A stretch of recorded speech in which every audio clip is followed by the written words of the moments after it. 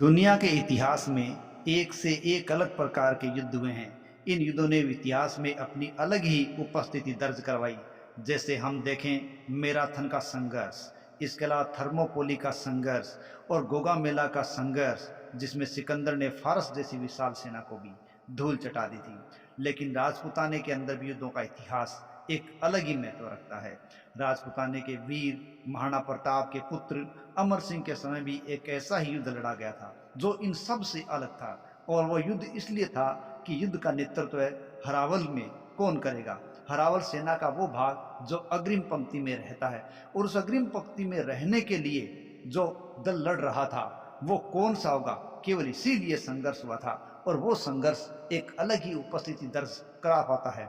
और ऐसा संघर्ष राजपुताने में होने वाला था अमर सिंह के समय का उनटाला का युद्ध। और आइए जानते हैं इसी उनटाला के युद्ध की पूरी कहानी, जिसमें उनटाला के दुर्ग पर कब्जा करके हरावल में आगे आने का नेतृत्व है किसको प्राप्त होगा, इसलिए ये युद्ध हुआ था। तो आइए जानते हैं famous stories of the world में अमर सिंह के समय होने वाले उनटाला के युद्ध की पूरी कहानी। यानी राजस्थान के इतिहास के अंदर इस प्रकार की कथाएं हैं कि जो लोग अपने धर्म और देश की रक्षा के लिए अपने आप को आगे रखना चाहते थे, और सेना का आगे वाला भाग हरावल कहलाता था। तो यहाँ की मिट्टी ने ऐसे वीरों को पैदा किया है जो अपने आप को बलिदान होने के लिए सबसे आगे रखना चाहते थे। तो ऐसी ही एक घटना 1600 ईस्वी की है जो मेवाड़ के महाराणा अमर सिंह के समय की है, और इतिहास में यह युद्ध उनटाला का युद्ध के नाम से जाना जाता है। और इस युद्ध के दौरान इस दुर्ग को जीतकर वीरता की एक अनोखी कहानी गढ़ी गई। दरअसल कहानी इस प्रकार है कि मेवाड़ के महाराणा अमर सिंह के समय उनटाले पर कासम खां या कायम खां का अधिकार था, और इस समय मेवाड़ के अंदर एक अजीब द्वंद्व की स्थिति थी। दरअसल आज तक सेना का अग्रिम भाग या हरावल भाग है वो चुंडावतों के हाथ में था, लेकिन अब सत्तावत है वो चाहते थे कि सेना के हरावल का नेतृत्व उनको दिया जाए, क्योंकि झगड़ा ये था कि हरावल में पहले बलिदान हम देंगे।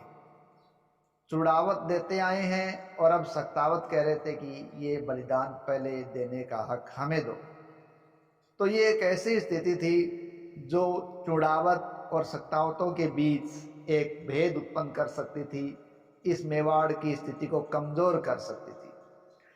और हरावल में रहना उस समय बड़ी इज्जत की बात समझी जाती थी, और इस समय तक हरावल में चुड़ावत ही रहते आए थे। लेकिन सत्तावत भी कम नहीं थे, क्योंकि महाराणा प्रताप के अनुज महाराज शक्ति सिंह जी के पुत्र भाण जी, अचलदास जी, बल्लू जी, दलपत जी सत्तावत ये काफी शक्तिशाली होकर उभरे थे। और उनके हृदय में भी ये अरमान था कि युद्ध क्षेत्र में पहला मुकाबला हमारा ही होना चाहिए। और अपनी इसी महत्वाकांक्षा के कारण उन्होंने महाराणा अमर सिंह के सामने अपनी बात रखी कि चुड़ावतों के त्याग और बलिदान से हम वाकिफ है, लेकिन हम उनके बलिदान से या हम उनके त्याग से किसी प्रकार भी अपने आप को कम नहीं आंकते। तो अब हमें सत्तावतों को हरावल में रहने का या हक हमें दिया जाए। लेकिन चुड़ावतों ने महाराज से निवेदन किया कि जब तक हम जीवित हैं हमारा स्थान को दूसरा प्राप्त नहीं कर सकता। तो इस प्रकार आपसी लड़ाई झगड़ा न हो, महाराणा अमर सिंह है वो इस दुविधा में पड़ गए, क्योंकि अगर ये आपसी विवाद बना रहा तो मातृभूमि कमजोर हो जाएगी। और ऐसा ही मौका उन्होंने अब देखा जब उनको उनटाले का ख्याल आया। दरअसल इस समय उनटाले पर जहांगीर का प्रभाव था, यानी मुगल शासक जहांगीर का इस पर प्रभाव था, और कासम खां इस समय यहाँ पर मौजूद था। तो अपनी इस दुविधा को दूर करने के लिए महाराणा अमर सिंह ने दोनों को आदेश दिया, सत्तावतों और चुड़ावतों को, कि दोनों अलग अलग दिशा से उनटाले पर आक्रमण करेंगे, और जो दल उनटाले में पहले पहुंच जाएगा या उनटाला के दुर्ग में पहले प्रवेश कर लेगा जो भी व्यक्ति, उसी को हरावल दस्ते का मुखिया बना दिया जाएगा। अब सक्तावतों की टोली का मुखिया था बल्लू सिंह सक्तावत, जिसकी शेर जैसी चाल थी और देखने वालों का मन मोह जाता था और हमेशा मरने मारने को ये उतारू रहते थे। अब उंटाले के किले में प्रवेश करने के लिए सक्तावत सेना अपने सरदार बल्लू रावत के नेतृत्व में किले के मुख्य द्वार पर दा पहुंची। इधर चूड़ावत सरदार रावत सिंह है, वो चूड़ावतों का नेतृत्व कर रहे थे और वो अपने साथियों के साथ किले की दीवार के नीचे जा डटे। बस फिर क्या था, प्रतिष्ठा की रक्षा के लिए मौत को ललकारते हुए दोनों ही दलों के रणबांकुरे वीरों ने उंटाला दुर्ग पर आक्रमण कर दिया। सक्तावत वीर दुर्ग के मुख्य द्वार के पास थे और उसे तोड़ने का प्रयास कर रहे थे। उधर चूड़ावत वीरों ने समीप दुर्ग की दीवार पर सीढ़ियां बांधकर डालकर चढ़ने का प्रयास शुरू कर दिया। गढ़ की दीवार से मुगल सिपाही पत्थर, गोलियां और तीर बरसा रहे थे और बड़ी मुश्किल का सामना है इन रणबांकुरों को करना पड़ रहा था और चारों तरफ इनको मौत ही मौत दिखाई दे रही थी। और दिखे भी क्यों नहीं, क्योंकि वो ऐसे अभियान पर थे जो उनके लिए बहुत मुश्किल भरा था। उधर मुख्य द्वार पर बल्लू जी सक्तावत ने तेज आवाज में अपने हाथी के महावत से कहा कि दरवाजे को तुड़वा दो। हाथी को टक्कर देने के लिए जब आगे बढ़ाया गया तो किवाड़ में लगे हुए तीखे सूलों को देखकर हाथी सहम कर पीछे हट गया। हाथी मुकना था, यानी बिना दांत वाला मुकना, ठीक है। और गढ़ के किवाड़ों में लोहे के बड़े बड़े मजबूत तीखे किले होने से हाथी है वो उन पर चोट नहीं कर सका और सहम गया, पीछे हट गया। ये देखकर सक्तावतों के सरदार बल्लू सिंह सक्तावत ने अद्भुत बलिदान का परिचय दिया और सूलों पर पीठ अड़ाकर खड़े हो गए, जिससे कि हाथी सूलों के भय से पीछे ना हटे और उनकी आंखें लाल हो गई। आवेश में उन्होंने अपने महावत से कहा, अब क्या देखते हो महावत, हाथी को मेरे बदन पर मारो। इस दृश्य को देखकर सभी अचंभित रह गए, लेकिन कोई कुछ समझ नहीं पाया और बल्लू सिंह ने चिल्ला कर कहा, आज मैं अपने रक्त से बलिदान दूंगा और बलिदान से मातृभूमि और मेवाड़ की भूमि का श्रृंगार कर दूंगा और इस भूमि को अपने रक्त से सींच दूंगा। आज प्रथम बलिदान से मुझे कोई नहीं रोक सकता। एक बार तो महावत भी सहम गया, लेकिन फिर बल्लू जी की मृत्यु से भी भयानक क्रोध जब उनके आवेश में देखा तो हाथी को उन्होंने इशारा कर दिया। बल्लू जी को टक्कर हाथी ने मारी या हाथी के टक्कर मारते दरवाजा टूट गया और बल्लू सिंह सक्तावत है वो शहीद हो गए। उन्होंने अपना बलिदान दे दिया क्योंकि सूल उनके शरीर के अंदर प्रवेश कर चुके थे। इस प्रकार दरवाजा टूटने से सक्तावतों की फौज किले के अंदर घुस गई और भयंकर काट मार मरी। दूसरी तरफ जो सलेम्बर के जय सिंह चढ़ने का प्रयास कर रहे थे सीढ़ियों को बना बनाकर, तो उनके लिए भी ये मुश्किल भरा काम था और ऐसी मुश्किल के लिए वो आगे बढ़ते जा रहे थे।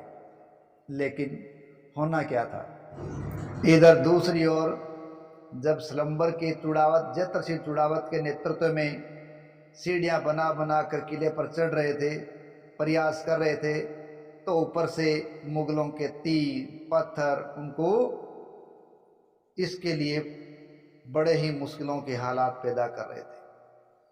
जब चूड़ावतों ने देखा कि सक्तावतों ने किस प्रकार दरवाज़ा तोड़ने के लिए प्रयास किया है या कर रहे हैं, तो ये देखकर उनमें भी पहल करने की मानस बन पड़ा और उन्होंने क्या किया, चूड़ावतों के रक्त से सबसे पहले महाराणा का राज तिलक आज तक लगाया है और भरावल में रहने का उन्होंने हक पाया है, तो उस हक को वो जाने नहीं देंगे। तो उन दल के नेता जो जयत सिंह थे, उन्होंने अपने युद्ध कौशल के लिए प्रसिद्धि प्राप्त की थी, वीरता उनके अंदर कूट कूट कर भरी थी और वीरता और साहस में अच्छे अच्छे सुरमा उसके सामने फैलते। तो अब सक्तावतों के गढ़ में प्रवेश करने के तरीके उन्होंने देखे। हाथी है उसको हुल मारते हुए जब उन्होंने देखा कि हाथी को हुल मारने के लिए उकसाया जा रहा है, तो ऐसी स्थिति के अंदर उन्होंने अपने साथियों को आदेश दिया, इसने जयत्र सिंह ने, उन्होंने कहा कि बिना हिचकिचाहट के मेरा सर काट कर इस दुर्ग में फेंक दो। लेकिन कोई भी साथी उनके इस आदेश को पालन करने के लिए तैयार नहीं हो पाया।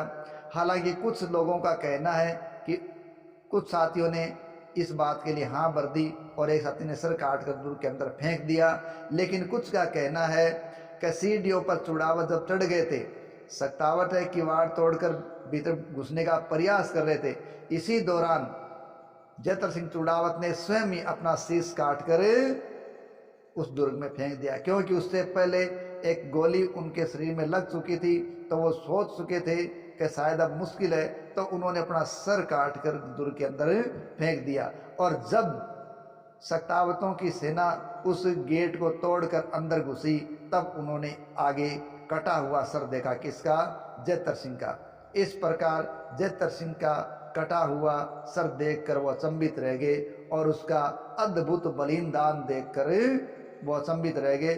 और इस प्रकार चुड़ावत जो हरावल का नेतृत्व करते आ रहे थे, उनको हरावल का नेतृत्व फिर मिल गया था।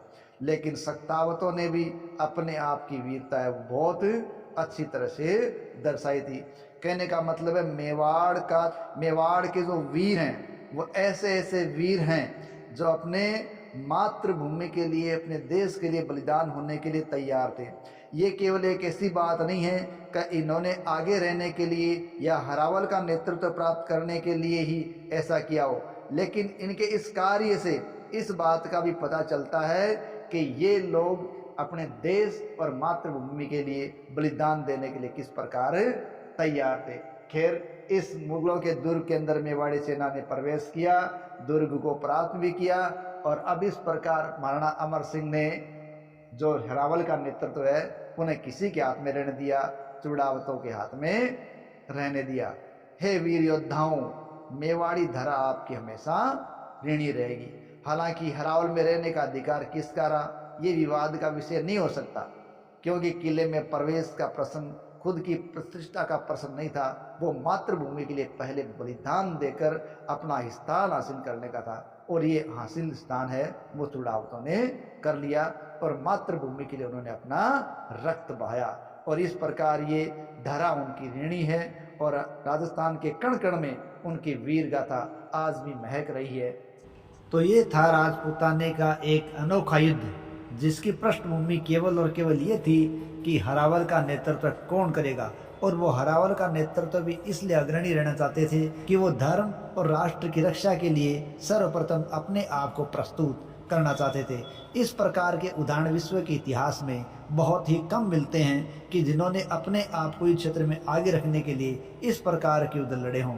तो उंटाला का जो युद्ध है वो इतिहास के अंदर एक अलग ही प्रकार का युद्ध है, जिसने राजपूताने के इतिहास को भी हिंदुस्तान के इतिहास में ही नहीं बल्कि पूरे विश्व के इतिहास में भी एक अलग तरीके से देखने के लिए लोगों को, इतिहासकारों को विवश कर दिया है।